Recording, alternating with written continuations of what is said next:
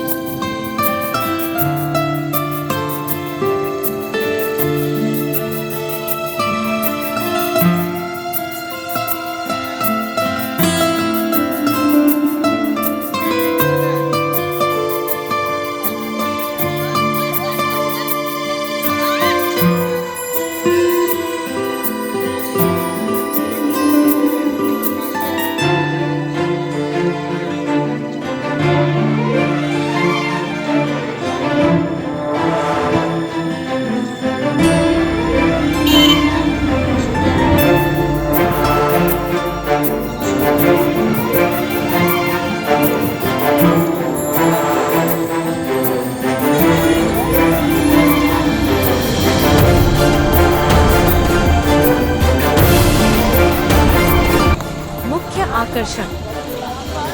हनुमान मंदिर। अंजनेद्री पर्वत का मुख्य आकर्षण यहाँ स्थित हनुमान मंदिर है। यहाँ हनुमान जी की एक बड़ी प्रतिमा है और मंदिर तक पहुँचने के लिए 575 सीढ़ियाँ चढ़नी पड़ती हैं। प्राकृतिक सौंदर्य।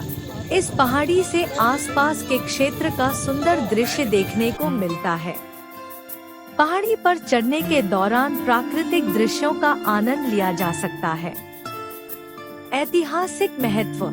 हम्पी और उसके आसपास के क्षेत्र में अनेक प्राचीन मंदिर, महल और अन्य ऐतिहासिक संरचनाएं हैं, जो विजयनगर साम्राज्य के गौरवशाली इतिहास की गवाही देते हैं। यात्रा का समय। अंजनेद्री हिल की यात्रा का सबसे अच्छा समय अक्टूबर से मार्च के बीच का होता है, जब मौसम सुखद रहता है और यात्रा के लिए अनुकूल होता है। कैसे पहुँचे? अंजनेद्री हिल हम्पी से लगभग 4 किलोमीटर की दूरी पर स्थित है। हम्पी तक पहुँचने के लिए निकटतम रेलवे स्टेशन होस्पेट है, जो हम्पी से लगभग 13 किलोमीटर दूर है। यहाँ से टैक्सी या ऑटो रिक्शा द्वारा अंजनेद्री हिल तक आसानी से पहुँचा जा सकता है। अंजनेद्री हिल धार्मिक, ऐतिहासिक और प्राकृतिक महत्व का एक महत्वपूर्ण स्थल है, जो धार्मिक श्रद्धालुओं और इतिहास प्रेमियों दोनों के लिए आकर्षण का केंद्र है। किष्किंधा अंजनी पर्वत, जिसे भगवान हनुमान के जन्मस्थान के रूप में जाना जाता है। हनुमान जी का जन्मस्थान अंजनी पर्वत, किष्किंधा अंजनेयाद्री पहाड़ी को भगवान हनुमान का जन्मस्थान माना जाता है। हम्पी के अन्य स्मारकों और मंदिरों की तरह इसका उतना प्रचार नहीं किया जाता है। इसके शीर्ष पर पहुंचने के लिए 575 सीढ़ियां हैं और यहाँ हनुमान जी का मंदिर है। यहाँ बहुत सारे बंदर हैं। अद्भुत सूर्योदय या सूर्यास्त देखने के लिए सुबह 5 से 6 बजे जल्दी निकलें। खाने पीने की चीजें बैग में रखें ताकि बंदर आकर्षित न हो। सीढ़ियों के नीचे चाय और नाश्ते के लिए कुछ दुकानें हैं। शीर्ष पर पहुंचने में अधिकतम 30 मिनट लगेंगे और यह बिल्कुल भी मुश्किल नहीं है। यहाँ से हम्पी का पूरा नजारा देखा जा सकता है। किष्किंधाकांड वाल्मीकि कृत रामायण और गोस्वामी तुलसीदास कृत श्री रामचरितमानस का एक भाग है। श्री राम ऋषिमुख पर्वत के निकट आ गए। उस पर्वत पर अपने मंत्रियों सहित सुग्रीव रहता था। सुग्रीव ने इस आशंका में कि कहीं बाली ने उसे मारने के लिए उन दोनों वीरों को न भेजा हो, हनुमान को श्री राम और लक्ष्मण के विषय में जानकारी लेने के लिए ब्राह्मण के रूप में भेजा। यह जानने के बाद कि उन्हें बाली ने नहीं भेजा है, हनुमान ने श्री राम और सुग्रीव में मित्रता करवा दी। सुग्रीव ने श्री राम को सांत्वना दी कि जानकी जी मिल जाएंगी और उन्हें खोजने में वह सहायता देंगे। साथ ही अपने भाई बाली के अपने ऊपर किए गए अत्याचार के विषय में बताया। श्री राम ने बाली का वध करके सुग्रीव को किष्किंधा का राज्य तथा बाली के पुत्र अंगद को युवराज का पद दे दिया। राज्य प्राप्ति के बाद सुग्रीव विलास में लिप्त हो गए और वर्षा तथा शरद ऋतु बीत गए। राम के नाराजगी पर सुग्रीव ने वानरों को सीता की खोज के लिए भेजा। किष्किंधा पर्वत, जो भारतीय महाकाव्य रामायण में वर्णित एक प्रमुख स्थल है, अपनी रहस्यमय कहानियों और प्राकृतिक सौंदर्य के लिए प्रसिद्ध है। पहाड़ी पर चढ़ते समय आपको लगभग 575 सीढ़ियां चढ़नी पड़ेंगी, लेकिन ऊपर से दिखाई देने वाला दृश्य आपकी सारी थकान मिटा देगा। यहाँ स्थित हनुमान मंदिर में भक्तजन बड़ी श्रद्धा के साथ पूजा अर्चना करते हैं। किष्किंधा पर्वत का हर कोना अपने आप में एक कहानी बयां करता है। यहाँ का हर दृश्य, हर मोड़ एक नया अनुभव देता है।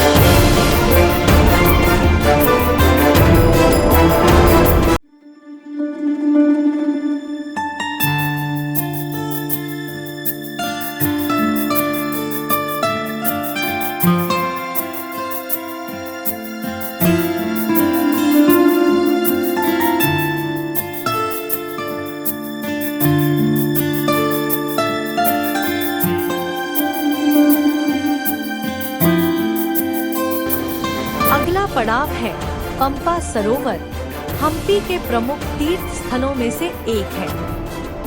यह सरोवर हिंदू धर्म में पवित्र माना जाता है और इसका उल्लेख रामायण में भी मिलता है।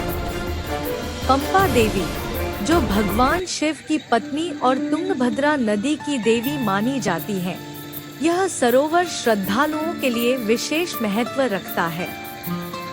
पंपा सरोवर का नाम पंपा देवी के नाम पर रखा गया है।